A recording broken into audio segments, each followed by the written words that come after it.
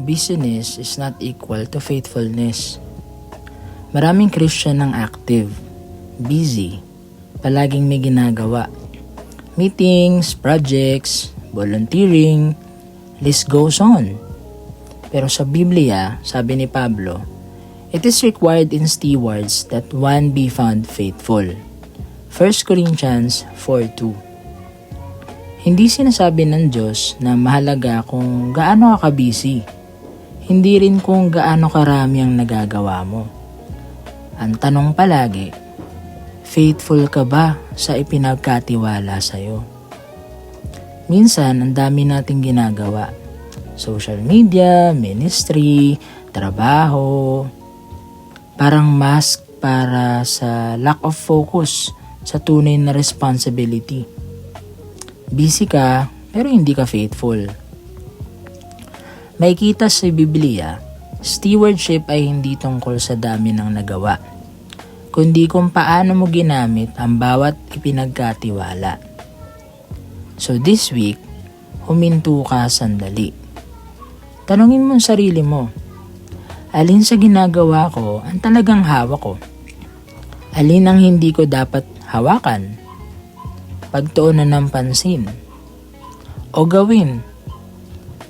May isa ba kung pwedeng i-drop para mas maging faithful sa tamang bagay? Minsan, ang pinaka-spiritual na gagawin mo ay hindi magdagdag, kundi mag-ayos at mag-prioritize. Be faithful sa maliit bago dumating ang malaking responsibility. Aralin mo kung yung pinagkakabisihan mo ba ay priority at nasa puso ni Jesus. Kung hindi, baka kailangan mo na mag-priority. Because busyness is not equal to faithfulness. Faithful ka sa ipinagkatiwala sa'yo, iyan ang tunay na sukatan ng stewardship. Kaya kapatid, ngayong taon, wag na sana puro entertainment lang sa church ha. Mag-disciple ka na rin.